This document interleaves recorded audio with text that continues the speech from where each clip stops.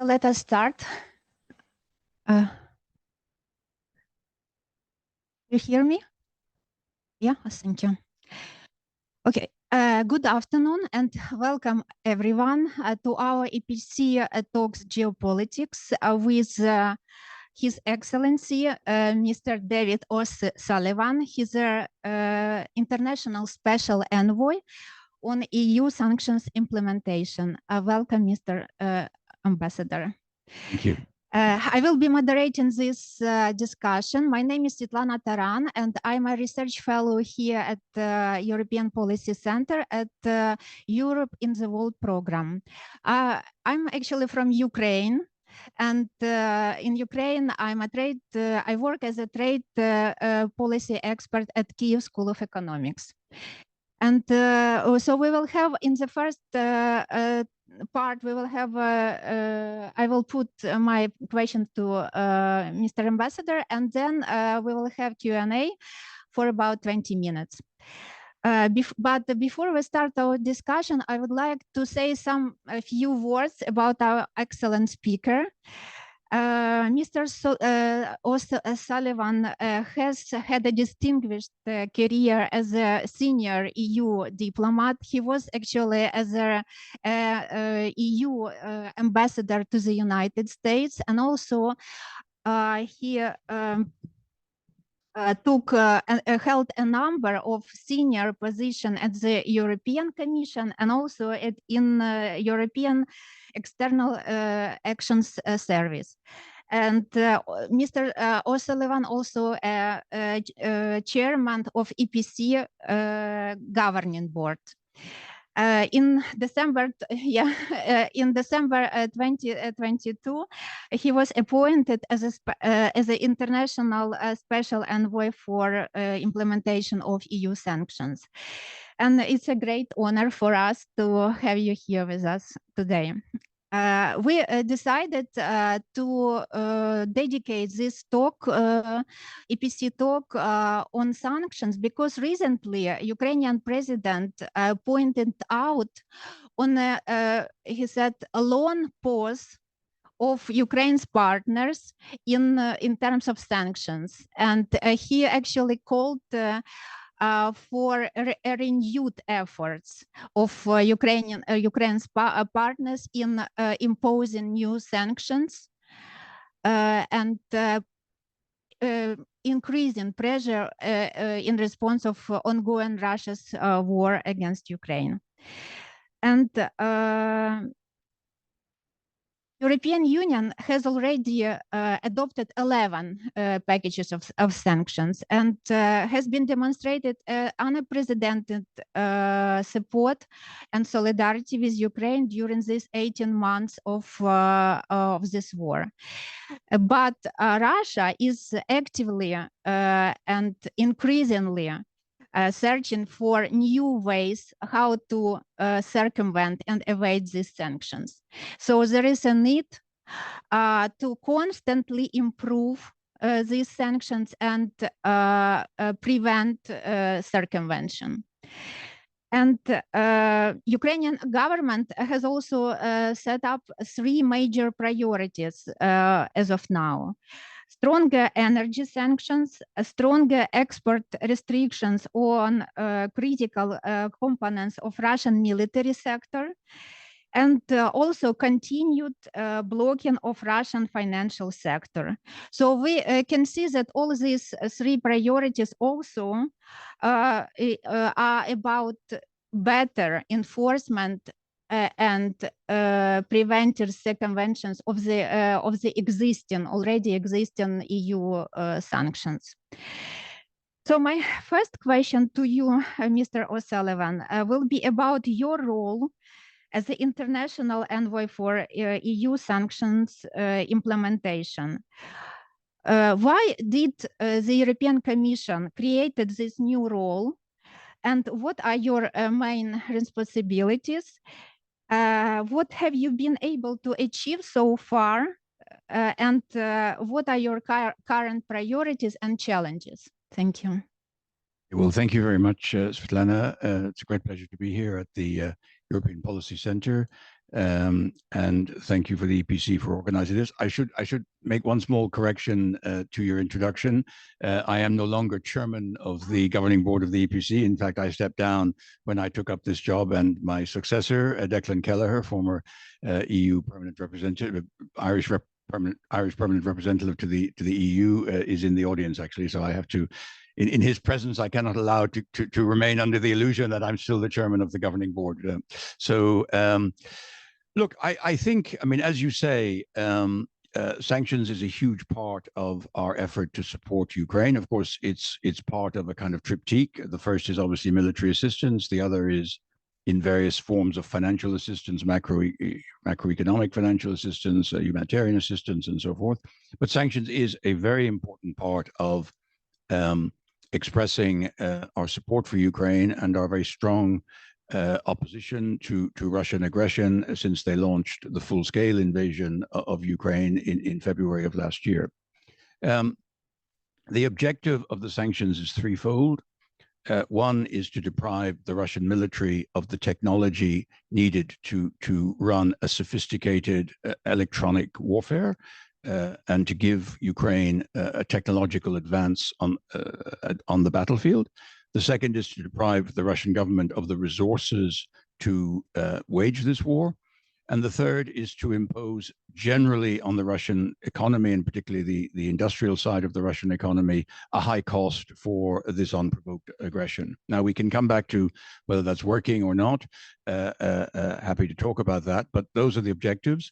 This has been done through, frankly, an unprecedented level of sanctions. We've never had sanctions of this breadth and depth adopted against any country.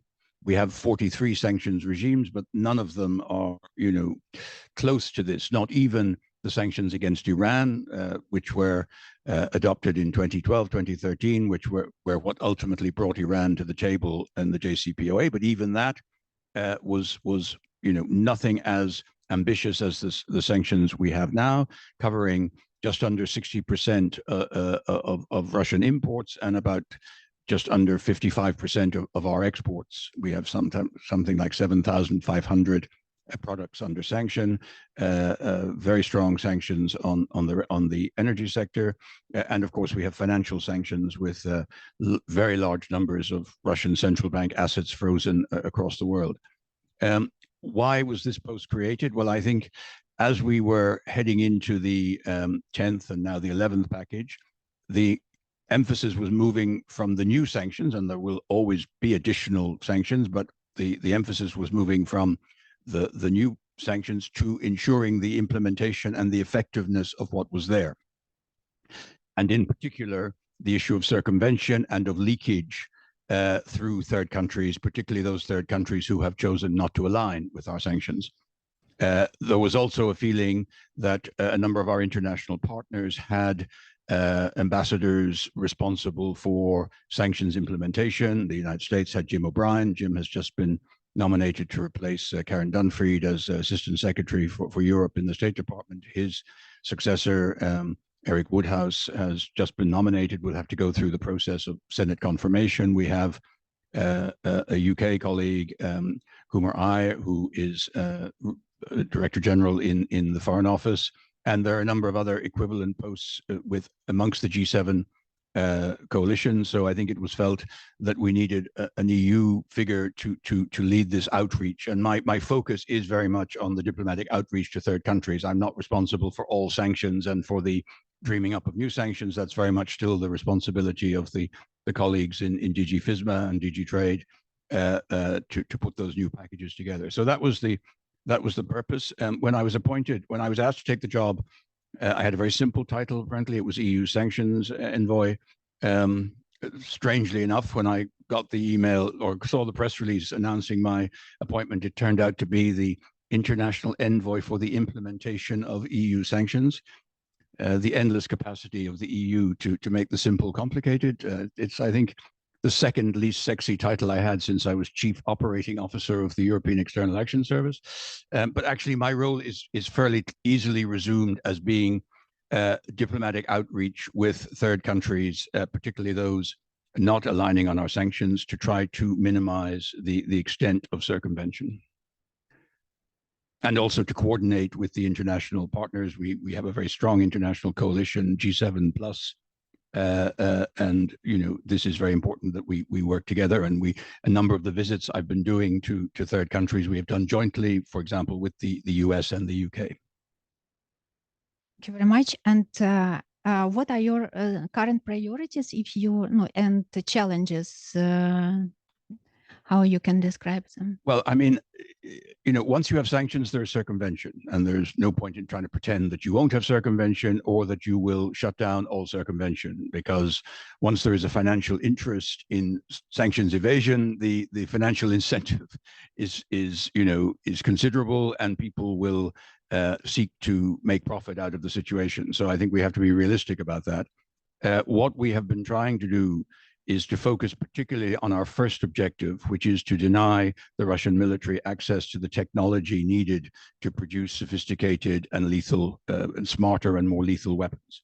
And therefore, we have established jointly with the US, the UK, and Japan, and the Ukrainian colleagues, very much from the Ukrainians, because they have identified on the battlefield the sometimes relatively innocent component parts that actually contribute to making drones, missiles, artillery shells smarter and more lethal. These are sort of products which would not be qualified as dual use in the classical sense of that term, because they have genuine innocent civilian application in normal circumstances. So they're chips, they're integrated circuits, they're flash memory cards, they're optical readers. But we know that this is what the Russian military are now short of, and they are struggling to get this technology, and we are trying to choke that off. And therefore, we are focusing on a subset of about what we would say 38 products, now 45, I should say, which are particularly found in the weapons found on the battlefield.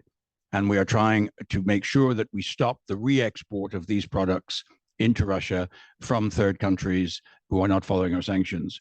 So we've been working with Kazakhstan, Uzbekistan, Armenia, Georgia, with some success, I must say. Most of these countries are agreeing to stop the re-export of these products. We've had more complex discussions with the UAE, but we have a feeling of progress there. I'll be going back to Turkey for the third time in October. A lot of stuff going through Turkey, and we really need cooperation from them on this issue. And of course, we have the issue of China. Latest figures would indicate that as much as 70% of the re-export of these sensitive products is happening through China. Now, we need to understand better exactly what that means, how much of this is actually produced by China, copying our technology, how much of it is produced in China but with Western technology, and how much is coming directly from other sources and then re-exported via China. But that's obviously a conversation that will be challenging. But we're actively engaged, all of us, sometimes together, sometimes individually, but always with the same message.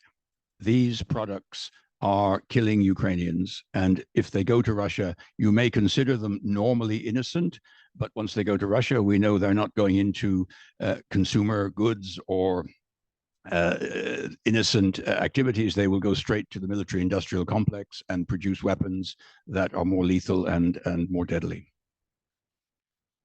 Thank you very much. And I just want to add that we had an expert discussion this Monday with Ukrainian and international expert from International Expert Group on sanctions, and they do support this decision of the European Commission of creating this role of sanctions envoy at the EU. They said that for them it is much more convenient to talk to a person who is responsible for and who can they address all their concerns and suggestions and recommendations about sanctions. And they do support the idea of more centralized approach for sanctions enforcement and oversight on the EU level. So it's thank you for your job. And also I would like to continue with this issue of sanction circumvention. This is a major priority because it really undermines the effectiveness of the current sanction regime on the EU level, on multilateral level. Do you have some numbers maybe or estimations how these violations are massive? How and why is it so important to address this issue as of now? And Ukrainian president also points out on sanctions circumvention. And what other maybe measures are being taken now at the EU level and multilateral level to prevent sanctions circumvention by both by EU operators, economic operators, and by said countries? Thank you. I mean, maybe just some numbers to help you understand, because it was said very clearly both by the Ukrainian colleagues and by a number of by the US and the UK and ourselves. I think it's important to start with the message that the sanctions are working and are having an impact. The British Foreign Office produced a number that Russia has about $400 billion less at its disposal to fight this war than it would have if we hadn't had sanctions. The growth expectations for the Russian economy are about 0.9% compared to estimates of 2 to 3% for the period 24 to 28. Their deficit, they were running a surplus before this war started. They're now running it. They've already breached their own deficit target of 2% now, and that will further deteriorate. So, and they've also, I think something not the result of sanctions directly, though related, you've had an exodus of some 3 million people from Russia. Many of them, some of the most youngest, most talented, most entrepreneurial people who have set up business outside of Russia, and 1,000 Western companies have left Russia. So I think there is a massive hit to the Russian economy. It's maybe more of a slow puncture than a blowout, but the air is escaping from the tire every day. And while it's running on a kind of war footing at the moment, I saw an estimate that now about 10% of Russian GDP is going into the military. That's being cannibalized from the productive sector, education, investment, social spending, going into the unproductive military sector. I mean, this is going to end very, very badly for Russia. Maybe not next month, but in the next year or two. So I think it's very important to be clear about that. Now, having said that, we all agree there is circumvention.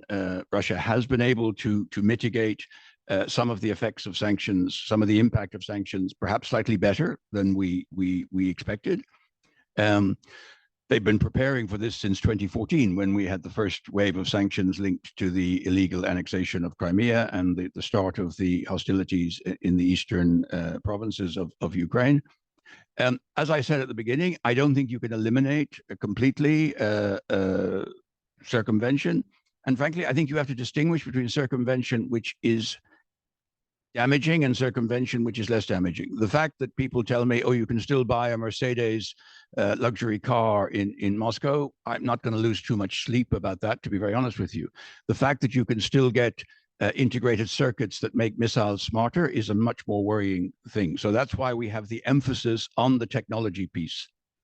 And so the two pieces I would say of emphasis are the technology, which is not a large chunk of the trade. It's in volume and value relatively small, but it is absolutely critical to hobbling the Russian military effort.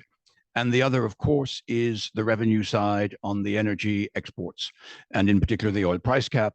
I don't think the issue is the level of the price cap, because oil prices are now up to $90 a barrel. The price cap is at 60. I think the problem is a certain amount of circumvention, in particular through the development of shadow fleets and through false declarations about the price, playing around with the transport cost versus the cost of the oil. And the G7 are determined to address this issue and to put increasing pressure on people who are engaged in this kind of activity. So I think those are the two areas where we are going to continue to put the maximum pressure. I mean, we will fight circumvention across the board. Our member states are responsible for that, and you've already seen in a number of our member states prosecutions. I mean, we have to bear in mind that sanctions evasion is a crime. It's a European crime in the treaties. We're on the brink of adopting a directive which will harmonize the penalties for sanctions evasion as a crime across our member states. We do a lot of work now on identifying the bad actors. Who are the European companies who are actively or unwittingly contributing to circumvention? Who are the intermediary entities who are facilitating the re-export to Russia? And who are the actors in other jurisdictions who are maybe actively facilitating the evasion of sanctions? And I think you will see a feature of going forward will be increasing listing of entities in Europe, action against entities in Europe, action against entities in third countries who we believe are the drivers of this circumvention. I think that's probably our conclusion for the moment, is that's probably the single most important thing to do now, is to identify who are the facilitators and the enablers of this circumvention and try to shut down their activities. Thank you very much. And also, I would like to return to this 11th package, which was fully dedicated to sanctions enforcement and sanctions circumvention. And it actually includes a totally new legal tool, anti-circumvention legal tool, which is directed against said countries that might help Russia to circumvent sanctions. And what do you think, how this new anti-circumvention tool can be applied, and what are your projections about, can it be applied in the nearest future, or it will serve as a threat for these said countries to prevent them from sanction circumvention? And if it will be applied, under what conditions it will be applied? Thank you. That's a very good question. I think we all recognize that the European toolbox of sanctions is rather less well stocked than the US toolbox because of the US predilection for extraterritorial sanctions, something that I spent half my life fighting against the extraterritoriality of US sanctions. I'm now starting to have a bit more sympathy for it, but I don't think there was any willingness on the member states for us to actually do extraterritorial sanctions. That's a red line I think we're not willing to cross as EU. But what we are willing to do, and there's two elements that you mentioned one of them, but there's a second one in the 11th package. One is to make it easier for us to list entities in third countries that we have reason to believe are facilitating sanctions evasion. That was already in, I think, the 6th package, but it was linked to a proven legal case against a European actor. So we firstly had to have a conviction of a European actor, and then the person they were interacting with could then be sanctioned. We've broken that link. We no longer have to have a legal conviction against the European actor. If we have sufficient evidence that a third country entity is actively supporting sanctions evasion, we can list them directly, including asset freezes and the ability not to do business in Europe. The second measure is this rather controversial anti-circumvention mechanism, which, if I resume it in its most simplest, would give us the ability to ban the export from Europe to a particular country of certain products. So it's country and products.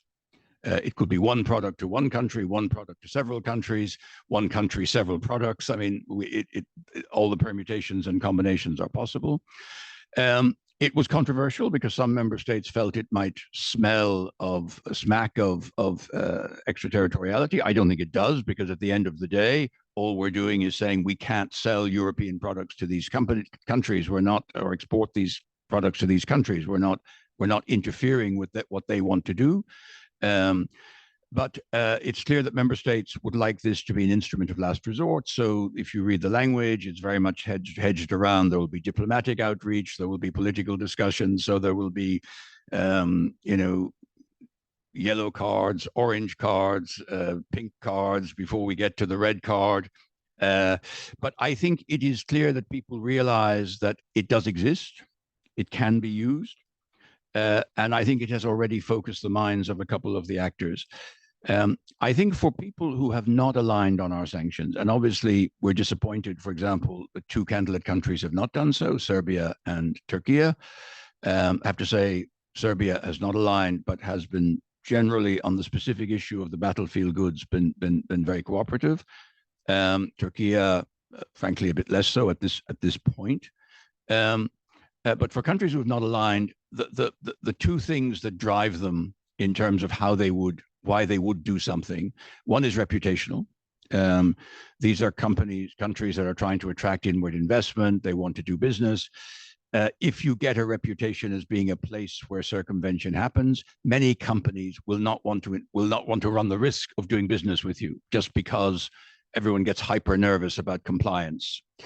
The second reason is, of course, the threat that they could actually be acted against, or that their entities could be listed. And these two things are interlinked, because if you start to list or ban the export of certain products to certain countries, companies looking at those countries in terms of investment or in terms of trading will, we need to be very careful with this country because now they're on that list. So I think it is quite a powerful threat. We will see if and when we have examples where we really believe it needs to be triggered. It does require unanimity. And, as an institutionalist, those of you who know me on European matters, I think there should be no unanimity in the European Union anymore.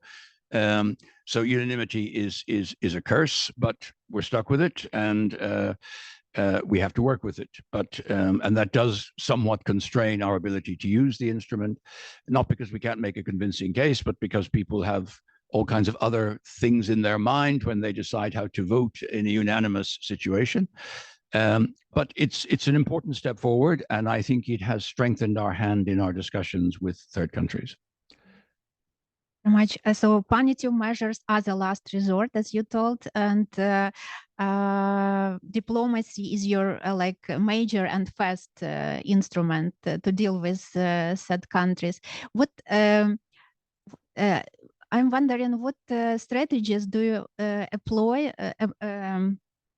employ to discourage countries from being a circumvention tool for Russia, and especially these lower income countries like in Central Asia or in so-called global South, and maybe not only like punitive and threats to apply to them, but maybe other, what the EU measures, what the EU can suggest to these countries, to offer to these countries to make them cooperate more actively? Well, I think the first starting point is always to try and understand the perspective of the country you're dealing with. That's what diplomacy is about. It's trying to put yourself in the shoes of the person you're talking to and to understand why they're doing what they're doing. All of these countries, there's a Tolstoy quote there somewhere, all sanctions aligned countries are similar, but, all non-aligned countries are non-aligned in their own way, right? They have chosen not to align with us for different reasons. Serbia's reason for non-alignment is not the same as Turkey's, is not the same as Kazakhstan's or as Armenia's. So the first thing you have to have is an understanding of why they're doing what they're doing. The second thing is all of them say, well, we're not aligning with your sanctions because of X, Y, Z. But we don't want to be a platform for circumvention, and certainly not for anything related to the war. So then we simply come and explain, well, actually, you might like to have a look at these figures because we can show you that you are being a platform for circumvention, and by the way, with military implications. And I think that's the starting point then for the discussion. I think that's why we have been able to persuade most of them actually to act on this list, because they say, yes, we're not aligning, but you're right. We see that we are potentially a platform for products which then go into the Russian industrial military complex. And that's not something we want to be part of. Now, they're all subject to all kinds of pressure from Russia. And particularly when you talk about Central Asia, you talk about the Caucasus, they all have a very particular relationship with Russia. And it's a very important relationship for them, sometimes a tense one, but it's important. So we have to be, so the other word I would use is respect. We have to show respect for the sovereignty of these countries, for their right to make their own choices about these situations. In terms of, sticks and carrots, I don't explicitly make threats and I don't explicitly make linkages to what we can do. What I say is, we have a positive agenda. We're working on it. It's not me, but there are other colleagues coming from the EAS or from the Commission or from DG NIR or from DG INPA who have a positive agenda. Let's make sure this sanctions stuff doesn't become an obstacle to our ability to develop a joint positive agenda. And that positive agenda, again, varies from country to country. So I think that's the approach. There's no point in coming with a big stick and threatening, because frankly, it's not going to achieve anything. So it requires a certain amount of sophistication, if I may say so. Thank you very much for your job. And also I think a last question from me, and then we will go to the audience. So you mentioned that 11th package, yes, includes already entities, economic entities from said countries that were accused of supplying military components to Russia. And initially, European Commission included 8, as far as I know, 8 Chinese companies in this list to be sanctioned, but because of concerns of EU members, some EU members, eventually only 3 Chinese companies were included in the final list. I'm wondering how China is cooperating and is willing to cooperate about other entities who were suspected in sanction circumvention, and are there any positive developments with this? Thank you. Well, I mean, I think you are going to see an increase in the tool of the listing. And I mean, there are 3 forms of listing potentially. I mean, there's the Annex 4 listing, which is basically the sort of dual use catch-all clause where you basically say you can't do business with this company, but you don't touch their assets or anything else. There's a full listing, which is when they become subject of asset freezes and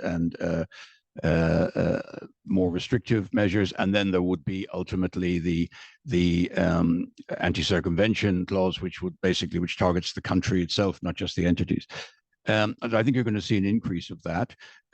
As you know, the evidence package has to be very convincing because we have a high bar with the court, and we frequently have listings challenged, so we have to have a high evidence bar. And in the case of third countries, we've only sort of started now to, I think in the 10th package was the first time we listed some Iranian companies under the catch-all clause. We listed Sun Shipping in the UAE because we suspected it was a shadow fleet for the getting around the oil price cap. And in the 11th package, indeed, in addition to some other, we had one Armenian, I think, Uzbek, am I right? Or sorry? Yeah, Syria, UAE. And we also then had, for the first time, Chinese entities, or at least we looked at some Chinese entities. In the end, what we listed were the 3 entities in Hong Kong, which were mainly, I think, Russian shell companies in Hong Kong. On the other companies, we've drawn the attention of the Chinese authorities to this. They have suggested that maybe the companies themselves may wish to rethink their strategies in the light of our sanctions policy. And this is obviously going to be a complicated discussion, as any discussion with China is complicated, right? But I think this is going to be something which we will continue with all places where we see re-export, particularly of the battlefield goods, and unfortunately, China is definitely part of that discussion. Thank you very much. So now I'm opening the floor to the audience, and we will collect several questions, and then please introduce yourself. Okay, so first was Vasil. Yeah, okay. Thank you very much. To hear me? Thanks a lot. My name is Tina Tincerțoate. I work at the Open Society Foundations. And thanks a lot for this dialogue and questions. I have one comment and one question. Mr. O'Sullivan, my question is, you mentioned your US counterparts and UK counterparts, and I wonder, who are your counterparts inside the EU? I'm asking this because of the title of this talk. EU has 43 sanctions regimes, as you mentioned. It's one of the biggest sanctions sender globally. It has huge amount of new regulations, but not an centralized oversight bodies similar to OFAC or OFSI in the US or in the UK. To what degree you see the needs of creation of such body for EU to become more powerful in sanctions implementation? And in the absence of that body, who are your counterparts internally? Because a lot of the issues you have discussed are coming from inside the Western jurisdictions. It's not a problem only externally. There are providers, suppliers inside EU, UK, US, etc. And I have the question also, more technical question. The 11th package included a language where the transit via Russia of certain goods that contributes to the military industrial complex of Russia will be prohibited. And we could assume, to read it this way, that there has been a lot of data which suggests that a lot of products destined to the neighboring countries in Central Asia or South Caucasus, this was the main tool how dual-use goods ended up in Russia. So I just wanted to confirm if it was the case or not, why this was introduced. And if that's the case, how are you going to deal with China? What is the instrument that you can, beyond the diplomacy, if the China is the one of the highest in terms of the numbers, you have mentioned quite high number in terms of re-export of dual-use goods. What is the tool that can be applied there if secondary sanctions are out of the questions? If it's difficult to talk to them, so what are the other options, B and C, for example? Thank you.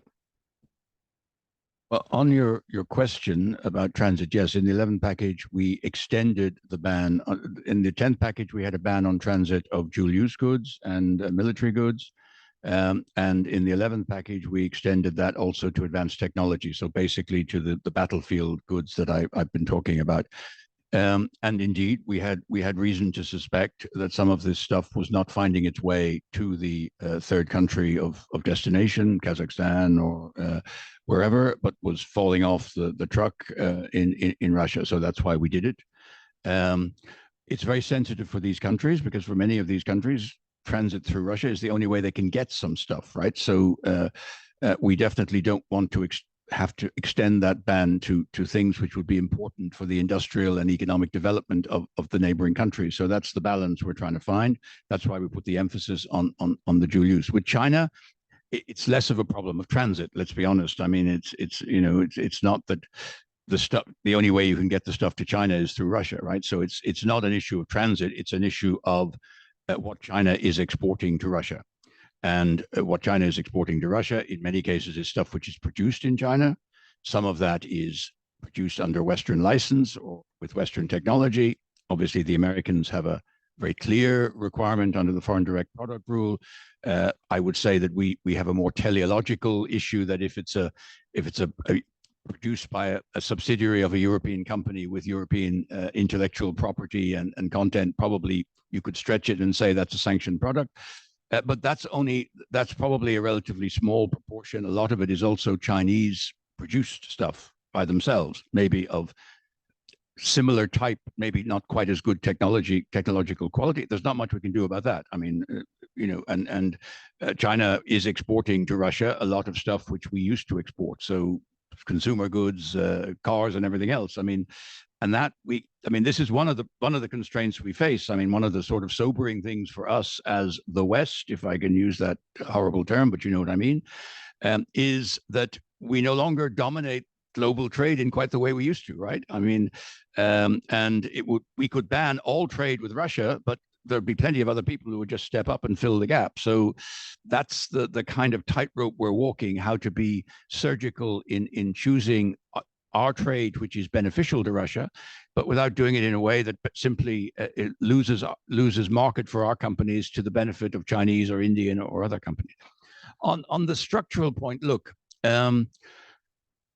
firstly, my counterparts in members, I don't have counterparts in member states, but we have a structure.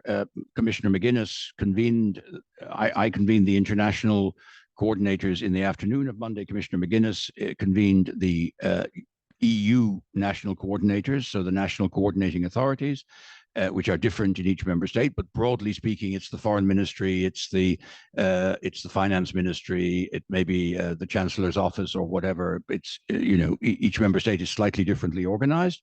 They are our counterparts. So I mean, I have no difficulty, finding someone to talk to in the member states. It's not my main priority, but of course, I make very clear every time I talk to the member states, and they know this, that circumvention begins at home. As you say, I mean, if there's a European product that's finding its way to Russia, it started somewhere here in Europe. So are our companies doing enough to make sure that they are of due diligence, know your customer? Are they sure that, stuff they used to send to Russia, they're now sending to Uzbekistan? Has Uzbekistan suddenly developed a massive appetite for what you were sending to Russia, or is this likely a shell company or a phony operation that's going to end up in Russia? And I think one of the things we've been pushing our member states to do is simply to identify who are the companies that previously exported large quantities of any sanctioned good to Russia, and go and talk to these people. I mean, literally just knock on the door and say, right, you're now exporting similar quantities to Turkey, to the UAE, to Kazakhstan, or wherever. Do you know where this is going? Are you sure? Do you have and if you're not sure, maybe you should just stop. This is not a legal action. It's just a kind of, talking to them, because the number of companies is relatively small when you look at it. It's not thousands and thousands of companies. So I think this is a shift we will see. The Americans have always been much better than we are at getting granular down to companies and transactions. It's never been our habit in sanctions implementation because we've never had to. Now we're having to, and I think there's a certain amount of technology transfer, if I may say, from the US to ourselves as to how you do this. Would we centralize it more? Look, of course, you know me, I'm a federalist. I would centralize it. Member states won't want to. I think sooner or later we will have to face this question, because one of the biggest difficulties faced by industry is unequal interpretation of the derogations and the licensing which is in our regulations. In order to get things agreed unanimously, we have to punctuate our legislation with all kinds of exceptions, derogations, and then you have to interpret that at the national level. And very often the interpretations vary. And we had a meeting with the banking companies, banking associations and banks on Monday morning. And we had another meeting in February, the same configuration, but with the industry, with the sort of Business Europe and all the different industry federations. The message was the same all the time. The single greatest thing you could do to help us in sanctions enforcement would be to harmonize the licensing and the derogation so that there's one European understanding of what that means. Will we ever get to the point where member states will be willing to see that handled at European level? I think we will eventually, but maybe not next week. Thank you, Svitlana. My name is Vasil Filipchuk, Intercenter of Policy Studies from Kiev, Ukraine. Before the war, I was teaching at Ukraine's Diplomatic Academy a subject of international conflicts, where theory of sanctions was a very important element. And I always was telling to my students that the purpose of sanctions is twofold. First of all, it's influence of policy of the targeted country or entity. And second is punishment of wrongdoings and limiting options for continuing wrong policy. You have been very eloquent explaining and showing price which Russia already paid and will pay for continuing with its wrong policy.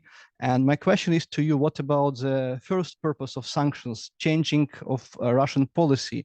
What kind of instruments in current sanctions can encourage change of policy?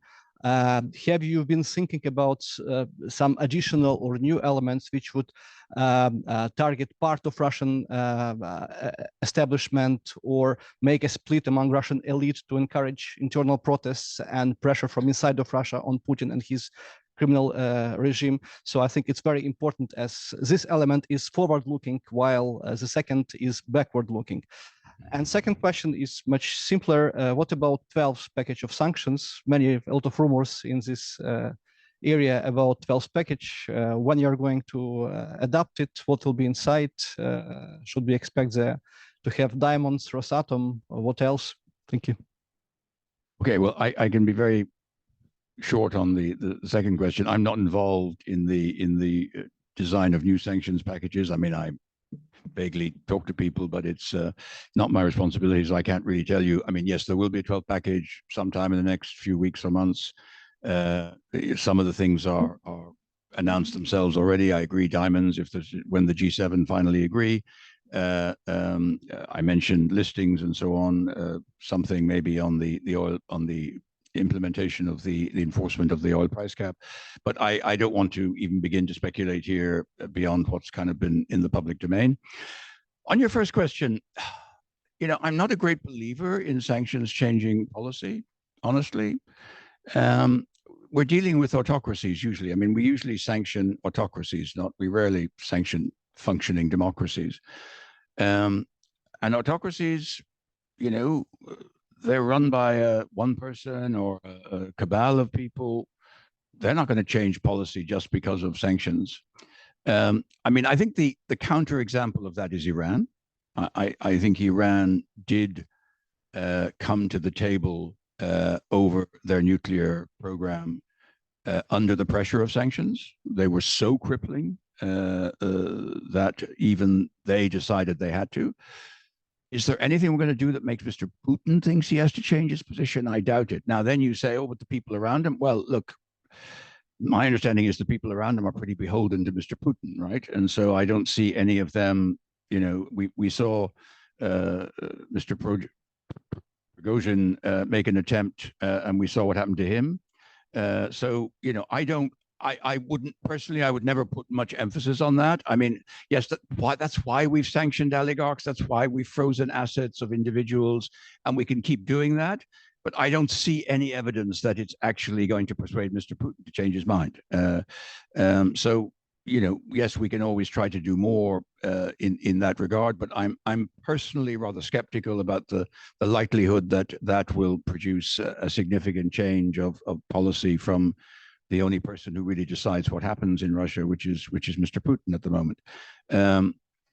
I think it will probably, sanctions would be a contributory factor to a palace revolt, but I don't think it will be the decisive one. And by the way, whoever we get could even be, if that's imaginable, worse than Mr. Putin, right? So, be careful what we all wish for. I think ultimately, stepping aside from sanctions, I think Russia has to take a hit on the battlefield and be seen to be driven backwards before they will begin to seriously consider that they need to rethink their approach. And my personal view is that Mr. Putin is going to hold out until the US elections at the end of next year, at least, in order to see what happens there and whether there might be some change of policy that he could use to his advantage. But that's way beyond my pay grade.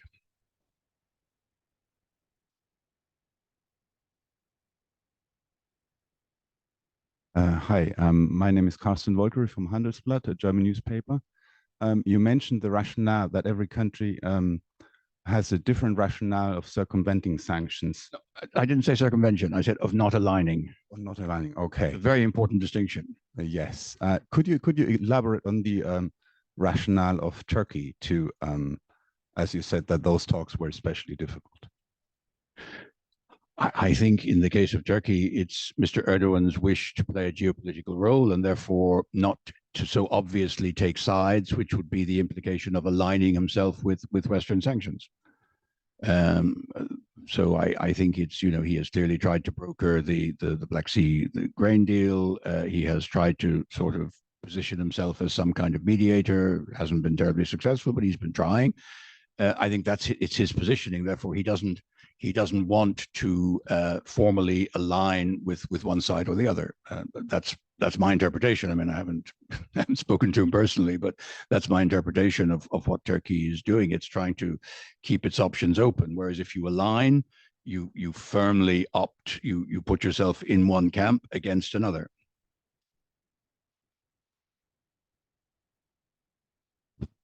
Look, I never exclude that people are also making some money out of it. So that, but I don't. Listen. My sense is that that's not the primary motivation in Turkey's case. I think it might be a motivation in other countries. I think in Turkey it's a bit more geopolitical. But yes, I mean, people are never insensitive to the fact that maybe they're also making a bit of money out of the exercise. But I don't think that's the main driving force there.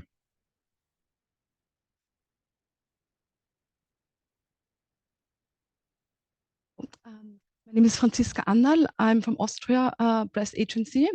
Last week, you received a letter by two Romanian MEPs asking you to launch an investigation into Austria's compliance with sanctions.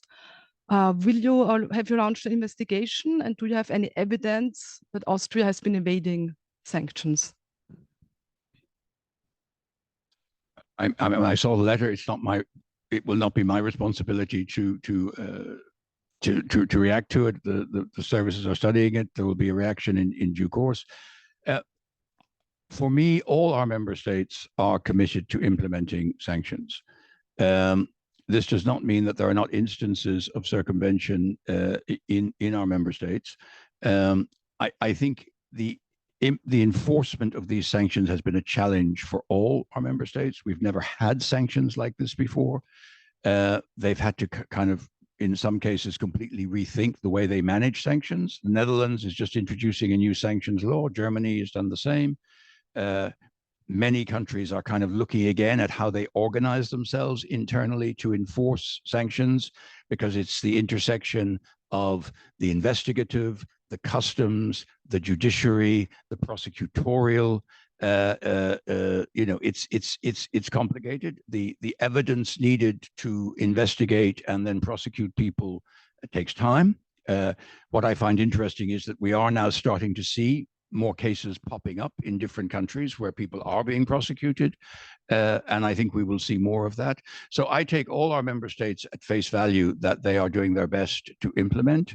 But that is not to say that there are not instances in all our member states where there are issues of circumvention, some of which will be exposed by investigative journalists. And I encourage investigative journalists, NGOs, to look into these things, because any evidence that can be found should be brought to the surface and presented, and then the relevant enforcement authorities in the member states will see if there's a case to be answered by the people against whom accusations are made. So I think that's an important part of the process of kind of creating a culture of awareness of the need to follow sanctions, and not to that sanctions evasion is actually a crime and something that for which people will be punished.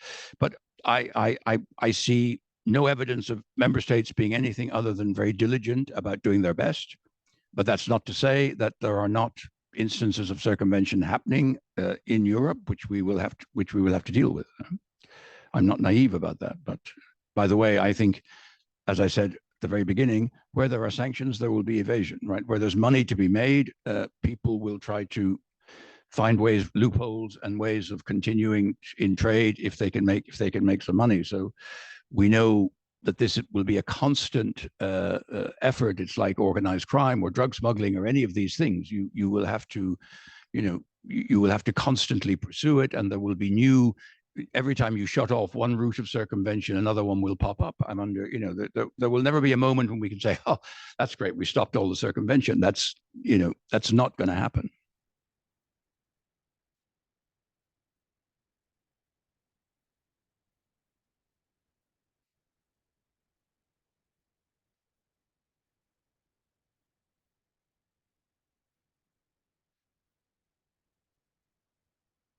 Does it work?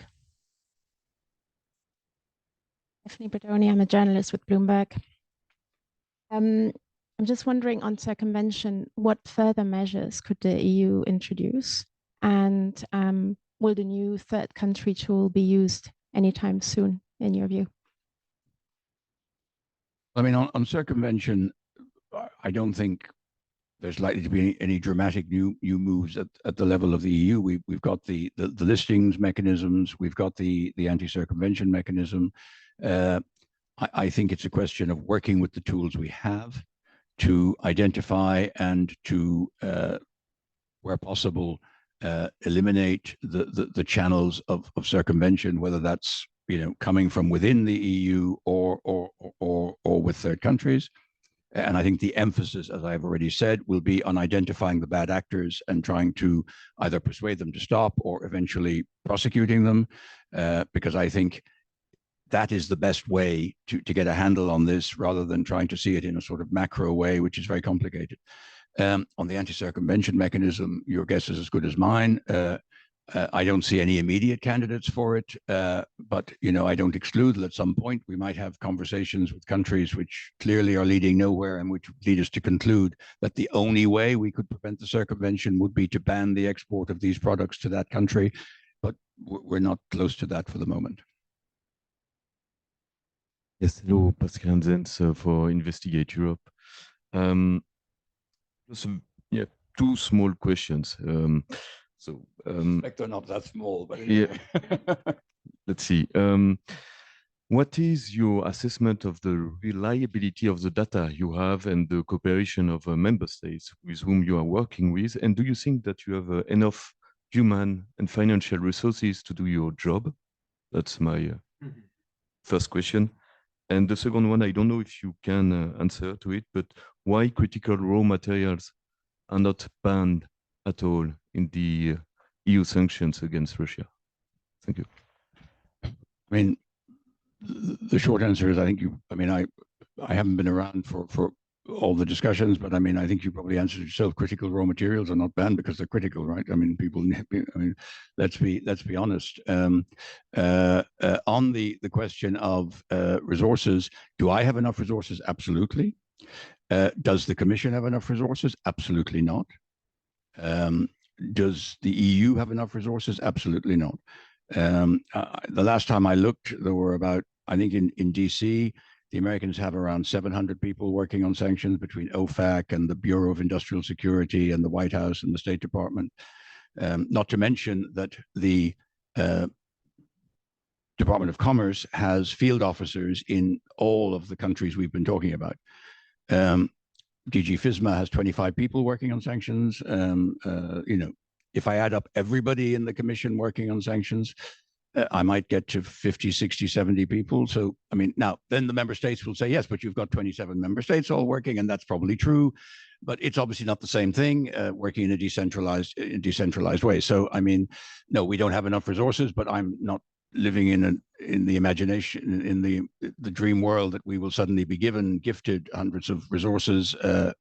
It was ever thus, right? Don't think I've done any job in the Commission where one of the issues was whether we actually had enough resources to do what we do. And as always, the Commission works miracles, and this Commission has worked miracles, and the colleagues in working on this in trade, Taxud, FISMA have worked miracles, literally. I mean, when I see what they have done with the resources they have, and I can tell you the hours they work, the pressure they're under, Europe is very well served by all those people.